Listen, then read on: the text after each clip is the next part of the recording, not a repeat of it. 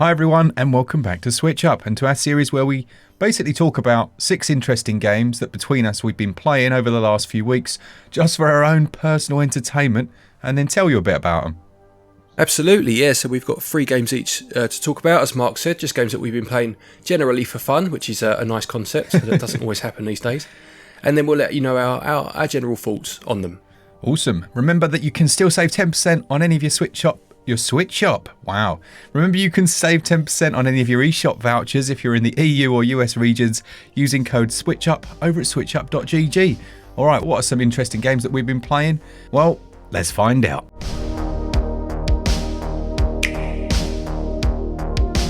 Okay, my first one then is Digimon Survive, which came out, it was a few months ago now, it was around about summertime I believe. And it's a game that I didn't have any interest in at first because I know absolutely zero about the Digimon series.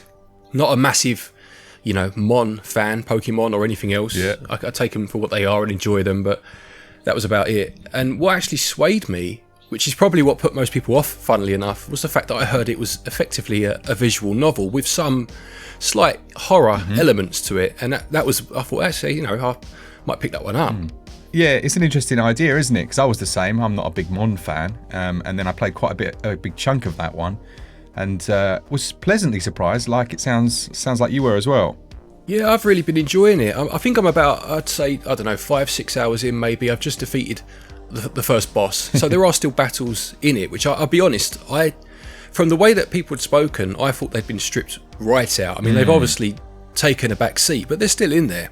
Yeah. But I'm enjoying the story. I'm loving the visual novel element to it, especially because it's very rare that in a game wrapped around a series such as this, if you equate it to something like Pokemon, that you'd have, character deaths be a consequence of your actions. And that just really intrigues me. And whilst I haven't got far enough for that to be the case yet, it just makes, generally when you're playing a game like this that might have some visual novel elements, you might be kind of flipping through and come on, let's get on with it, get on, because there's going to be these consequences. You're kind of hanging on every word.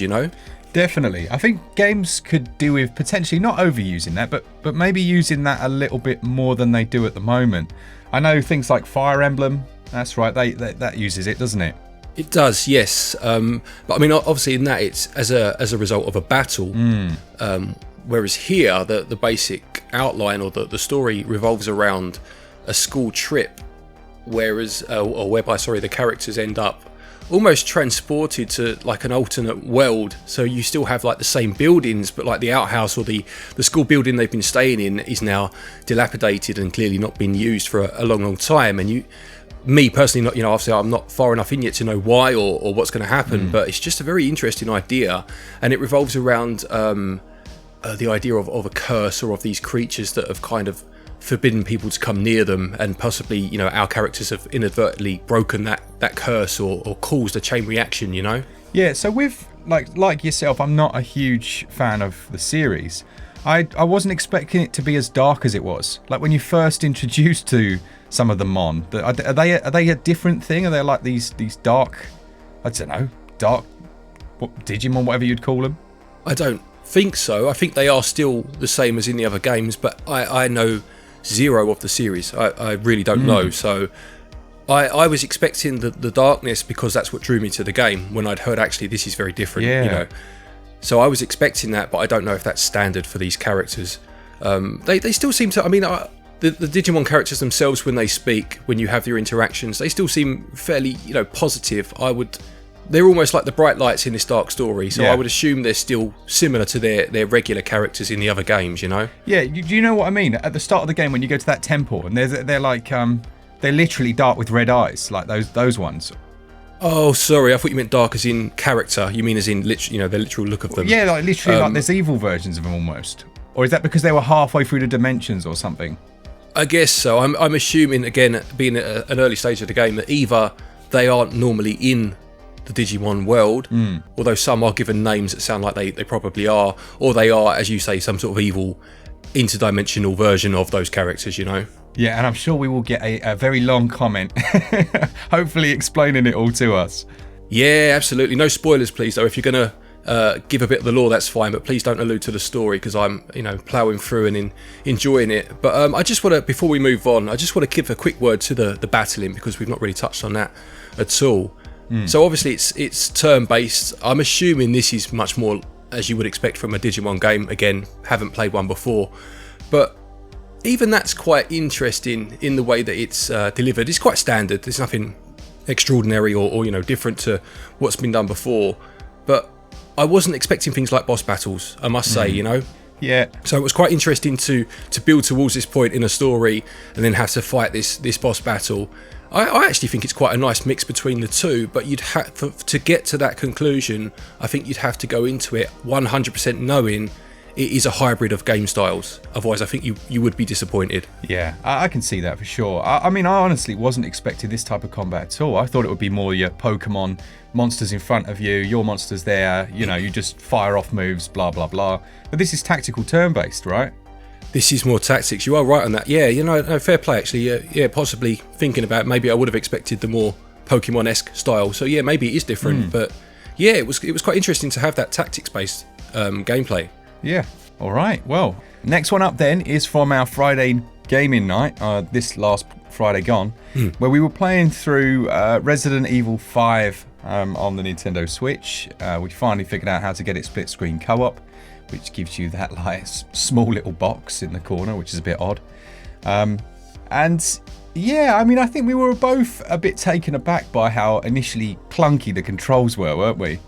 Yeah, because this is a game that I'd played in co-op before, all the way through on the highest difficulty online on the Xbox 360, and absolutely loved it, but hadn't revisited it in that way since.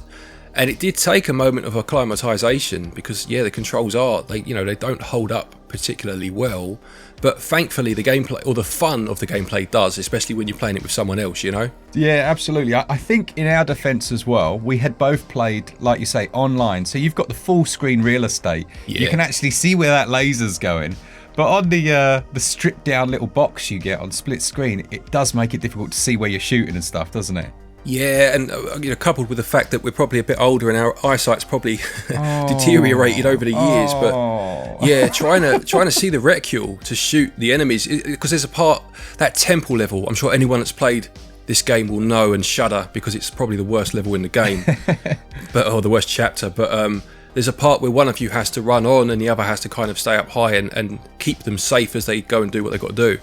And you just can't see the reticule. It's so difficult to try and, keep your partner safe when you can't see where you're shooting. But it was still fun. I thought it held up. As I say, maybe not mechanics-wise, but it's still enjoyable for whatever reason. It sparked a discussion about quick time events and how rubbish they are, didn't it? Oh dear, yeah. Because the first game I ever played with quick time events was a Resi game, but it was Resi 4.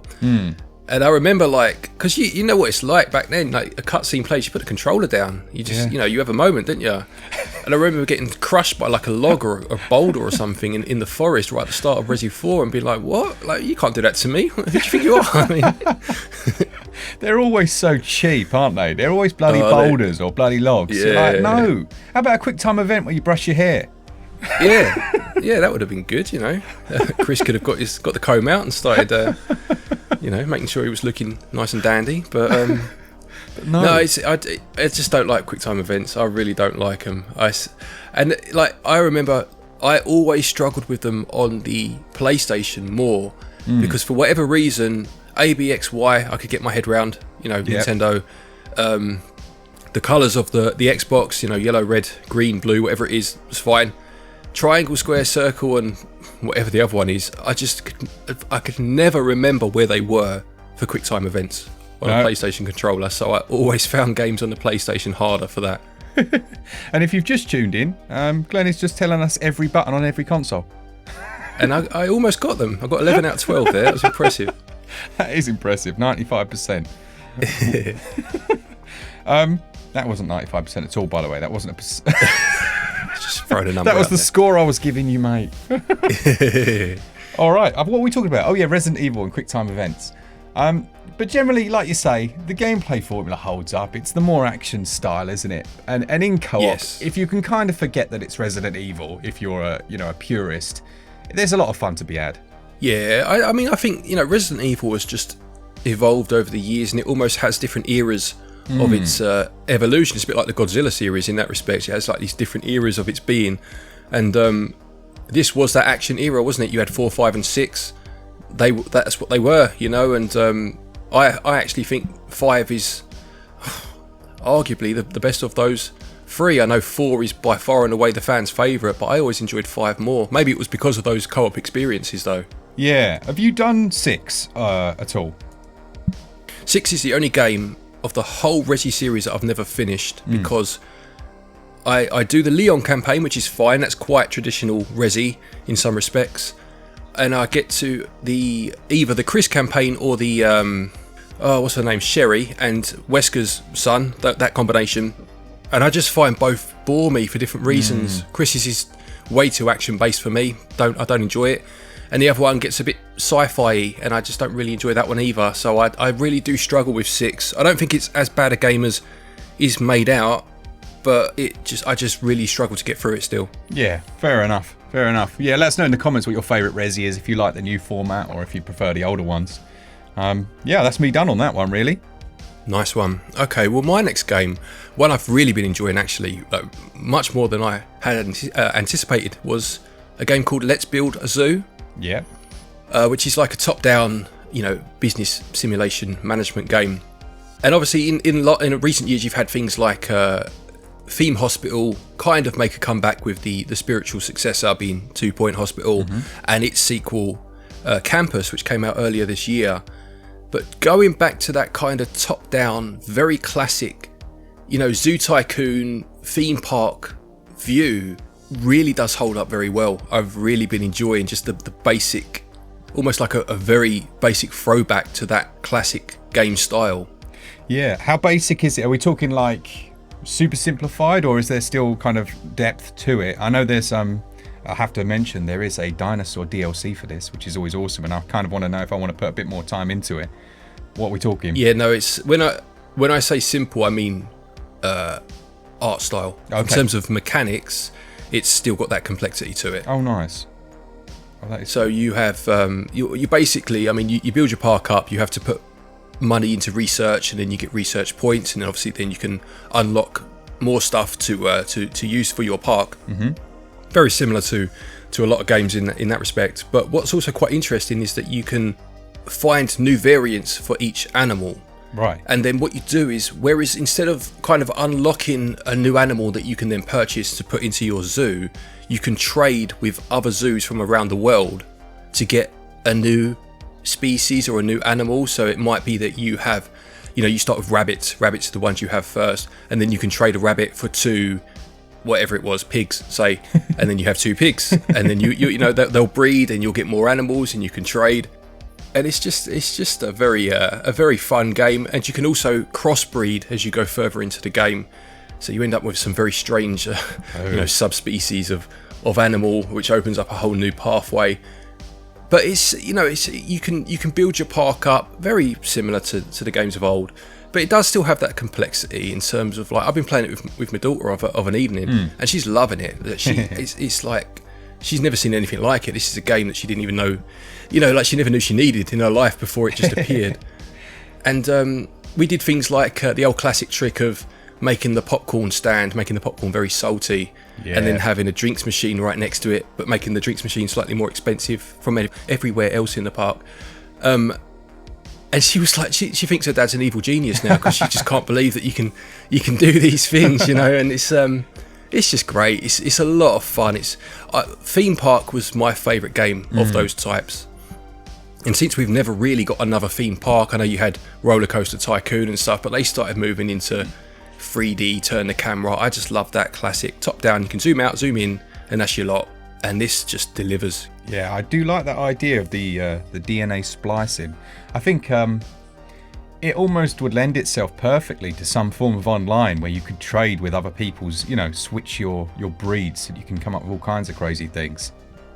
Yeah, that would be good. And I also, as you mentioned, I am intrigued to see how the dinosaur DLC works, because especially with that gene splicing, Yeah. That could be quite interesting to see what you come up with, But the physical edition of this game does come, as far as I've seen in the ones that I've seen in stores, with that DLC included, which is also a nice touch. Do you know what? That reminds me of something, actually. Because you love dinosaurs as well, don't you? Yeah. Yeah. Have you heard of that? Basically, because what they did with the skeletons is they kind of took the skeletons of the dinosaurs and the skin of it is like almost wrapped around that skeleton. So we've kind of based what we think they look like based on that. Right. And they reckon that's just not how animals work. And there's these really interesting pictures online of like a cow where they've done that, and it just looks ridiculous. And some other creatures. There's like a hippo. Yeah. So they reckon actually, like these dinosaurs look totally different to what we think they look like. Could have had like feathers and stuff. Yeah. Well, I mean, the whole Velociraptor in Jurassic Park, like way back, the first Jurassic Park, it became what we expect it to be now in popular culture because of that film. And actually, they believe that it's much smaller and has, as you say, has feathers and was nowhere near as intimidating as we would have expected it to be. Which is crazy to think about, really, isn't it? You think the T-Rex might have been, basically the equivalent of a dingo or a kangaroo or something. It's quite crazy. That's one bloody scary dingo, to be fair. Imagine that. Just coming down the streets at you. There's a video to be made here, isn't there, with the little rippling cup and then like a chicken walks up. Yeah, I'm surprised that hasn't already been made. It's got to. I bet it has. Or when they get out the car at the beginning and he takes his sunglasses off and you see like a huge moose or something. Yeah. Oh, awesome.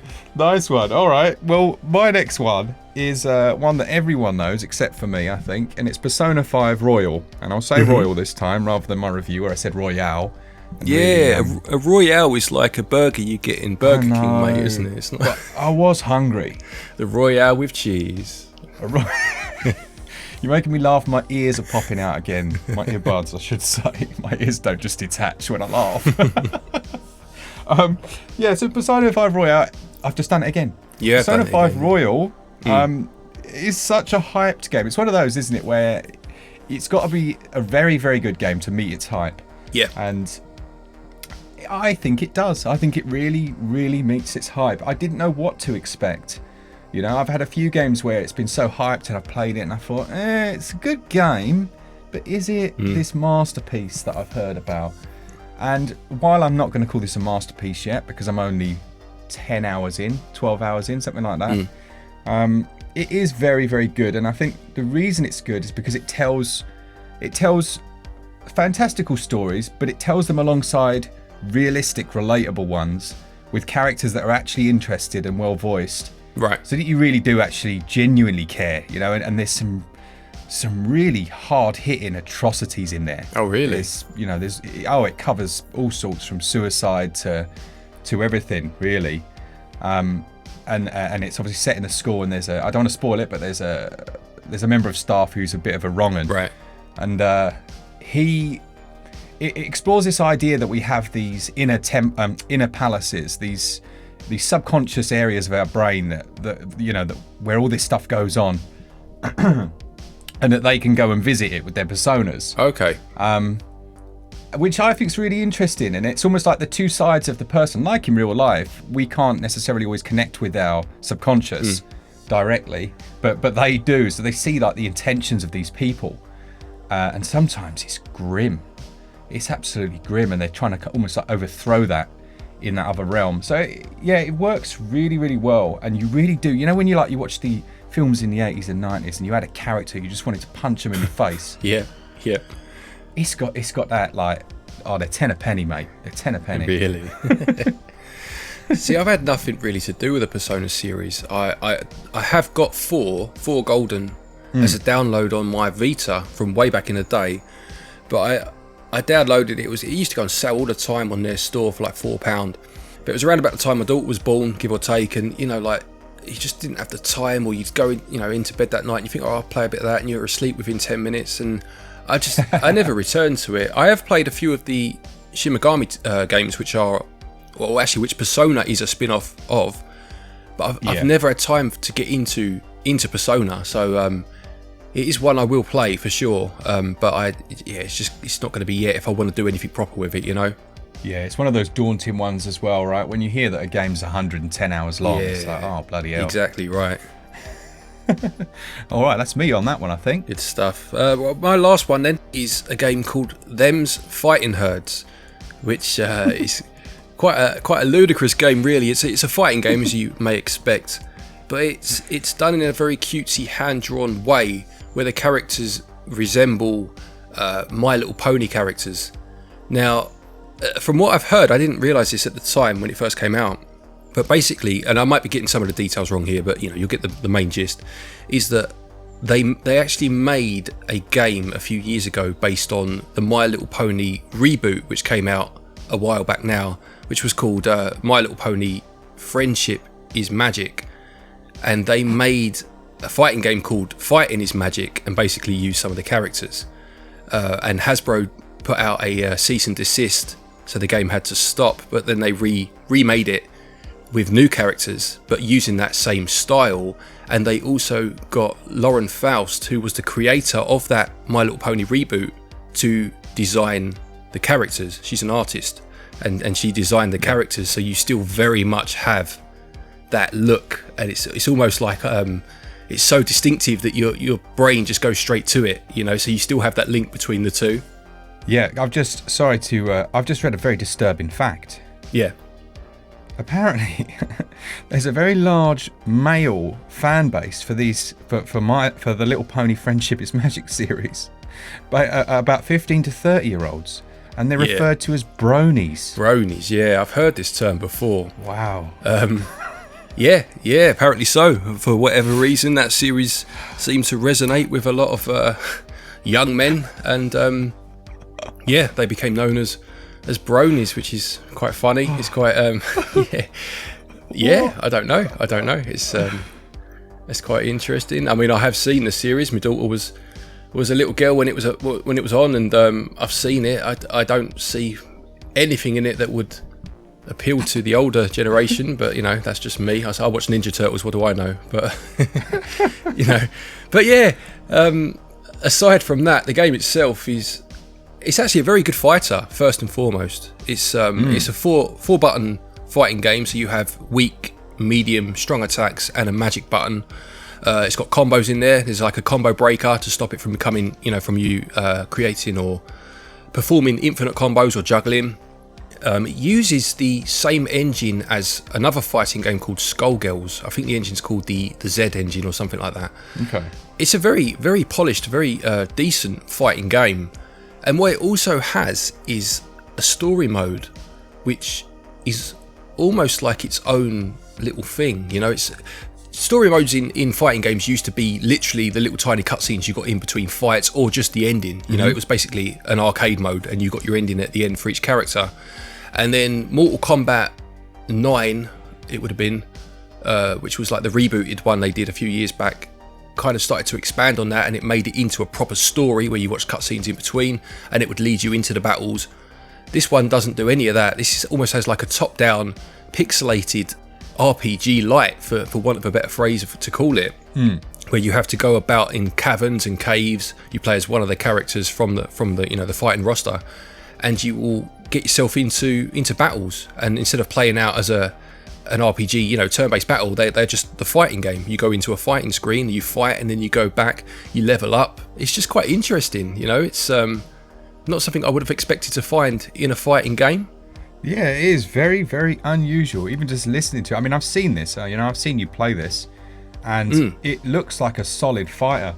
I don't know if there's anything similar to other fighters. Like, does it take elements from Street Fighter 4? What was it, like that X system? Does it use any similarities between, like, what fighting game would you most compare it to? I mean, it does remind me more of something like, I mentioned Skullgirls, or something like Guilty Gear, perhaps, those sort of games. And it does have a special move meter. You have 3 levels of charge that you can get yourself on those meters, and then you can do an attack. I think it's like a quarter circle, and then you press 2 attack buttons, and you'll do whichever level of the special move that you've acquired. Yeah. So it has those sort of, quite classic these days tropes that didn't used to be in the fighting games way back in the day. But it is a very tight fighting game. And the biggest criticism I'd have of it, and it's not a huge one, but I'll be honest, it did start to really bug me, was that at some points in the story mode, so this is nothing to do with the actual fight, if you're just playing arcade mode, this is nothing to do with it, but during the story mode you'll get to parts where you have to like cross a ravine, or you have to get across somewhere, and it goes to like a platforming section. So you go from the top down view to a platforming section. But because it's a fighting game first and foremost, you press up to jump, and it's hideous. Like, up to jump was crap for the Commodore 64 35 years ago, and it's still crap, no surprise today. It just doesn't work. And you have to like press down and then up to do a super jump to get over these bigger jumps. And it's rubbish. And I'm sitting there like, this is stupid. Like, I just want to get across this bloody gap and do the next bit of the game. I don't know why they didn't just transition to jump being a button for that one bit. I kind of get it, because they don't want to confuse people with two different schemes, but then I would have happily seen them take these silly jumping sections out. They're just awful. Yeah. But, it is what it is. They're a small part of the game, but they almost start to feel like a big part because they're so annoying. Yeah. Give me Killer Instinct back. I'll go sit back down in the past and enjoy Killer Instinct. That was a good game. Yeah, Killer Instinct was great. It's on Microsoft, isn't it? On Xbox now. Oh, is it? Yeah, they made a new one a few years back. I've played a tiny bit of it, actually, but obviously I don't have the newer Xbox console, so that's a shame, because I loved Killer Instinct back in the day. It was one of the ones I used to play in the arcade, actually. Oh man, I'll have to check that new one out. Yeah, nice one. All right, well, my last one then is a very, very strange game. I think you probably remember me talking about this a few weeks back. It's that Dragon Ball Z, Dragon Ball Z, The Breakers, I think it's called. And my brain can't get round the Breakers and Dragon Ball. All I can see is Ball Breakers, which I don't think is what they were going for, to be honest. No, I wouldn't have thought so. No. But it's this. I remember you tried to explain it to me. You were like, "Oh, it's a bit like."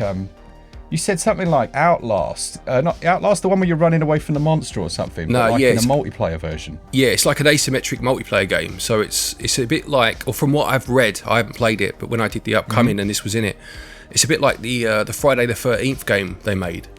Yes. Isn't it? Where you're trying to get away from one character, and it's almost like playing It, isn't it? Or Tag, where you're trying to get the other characters, Yeah, well, so that's exactly right. So you go online when you can finally find a server that's populated, and there's a group of you with your own created characters, which I have to say, the character creator isn't the best. Right. And you've got this big open map area. There's vehicles on it. There's all sorts, and you're in a team together, basically trying to activate this machine that will then send this being back to its own universe. Right, yeah. I think that's obviously controlled by another player, and I believe they can see where you are at all times. They must be able to, because they like lock onto you like no man's business. Right. And it was surprisingly good. Now, like, I've played quite a few of these things like Fortnite, these battle royale type games. And it was surprisingly interesting, because you could warp and use your special powers every now and then to kind of fight them off. So one of you would drop back, basically, like they would in a movie or anime, and they'd stand up to him for a bit while the rest of you escaped on these silly little like moped things. Right, yeah. It's a really odd formula, but it actually, when you've got a good group of you, it's surprisingly enjoyable. Yeah. I wasn't expecting that at all. Yeah, I mean, I can't talk about this game, but going back again to say Friday the 13th or Dead by Daylight is another one. Yeah. Yeah, that gameplay style, I don't think I'd ever played anything like it until I played Friday the 13th, and it is because in that game, if you play as the counsellors, you have to try and get things like there's a petrol tank and a set of keys, and then you need to try and get into either a car or a boat, a speedboat, and escape the map before Jason Voorhees gets you. Yeah. So obviously sometimes you'll play as the counsellors and sometimes you'll play as Jason, and it is just a very interesting gameplay style, and I can see it without knowing much about the Dragon Ball universe. I could see how it would translate well over to that sort of game. Yeah, it doesn't. I don't think it's got its formula quite right yet. Like, if you don't know what you're doing, there's no there's no learning curve. It's from like 0 to hero, or you're getting wrecked. Right. Because you very much need to work as a team. You very much need to go and do specific things quickly. You need to go around the map and get these keys. And if you have new players, it's basically over. And if you yourself are a new player, you'll find the first 3 or 4, 5 or 6 matches, you'll just get wrecked, and then you have to watch. You just have to sit there and watch everyone else. Yeah, it's the same as the other game. Yeah, you just have to wait. Oh, is it? Yeah. Right. You have to like change. You can change cameras and you can see what the other people are doing, but that's it. That's all you can do until the game's over, which is a bit annoying. But okay. Does it have any sort of single player content at all? Not that I saw. I mean, I could be wrong, but I don't think so. There was a tutorial, and then I basically went straight online. I think there might be a practice map you can do, but I don't think there are bots or anything like that. So it wouldn't really work. It was just, so there's a few little weird things in there. Like, you collect those keys, and they're supposed to speed up this machine, but after a certain amount of keys, it doesn't matter. So it was totally pointless, and you'd have people still running around not knowing how many keys. It just, it's just not quite there yet. I had a bit of fun with it, but I'm thinking, like, would I go back? Not sure. And plus and something that I always dislike is putting paid content in free games. I know I don't really mind if it's, visual stuff, but I still don't like it. So, I don't know. It's okay. It's okay. Yeah, I mean, the biggest problem with these sort of games is, one of them is you need to be able to communicate properly, and if there's no voice chat, that becomes really difficult. But the other is, if there is no single player content, then one day the servers are going to be turned off, and you're effectively left with a game that you can't play anymore. And that's what's happened with that Friday the 13th one. Because of a rights issue, they can't support the game anymore. And it's very frustrating, isn't it? Because it kind of lives and dies on having those servers active. Otherwise, that's it. It's done, isn't it? Yeah, you basically just nailed all the issues in the game, and the main one being the communication system. Yeah, you've got like these, you've got stickers, and there's only so much you can communicate with a stick. If you're like, bloody pull your finger out, get your ass over here. You can't really communicate that with a sticker. Nah, not so much. I mean, I suppose if you're playing it with friends and you've got some sort of voice chat going, even if it's your own contrived way that's nothing to do with the hardware you're playing, and I suppose you can still have fun with it, but otherwise it does become very tedious to try and get your message across. Yeah, you're right. As a team game of 2 teams that were experienced, it would be brilliant. Yeah, with randomers, not so much. Yeah, fair enough. Well, that's 6 games. That's 3 each. So please do let us know of any games that you've been playing, or if you've played these games, let us know your thoughts on them. No spoilers for the more story-centric ones, please. That would be appreciated. But yeah, let us know what you've been playing. It's nice to read in the comments what other people find interesting. Absolutely. And all that's left to say is, as always, a thanks to our Patreons and to our channel members. I think we've got 9 channel members now, Glenn, that have their own little emojis and stuff. Yeah, it's really cool. That is very cool, isn't it? Yeah. And do save some money if you're going to buy any of these games. Use code SwitchUp over at switchup.gg. You'll be glad to know, Glenn, that my old school seer is back by popular demand. I can almost see the smile on your face. Yes. Make sure you turn your audio up. For all things Switch, all the time, keep it Switch Up. Cheers, guys. See ya!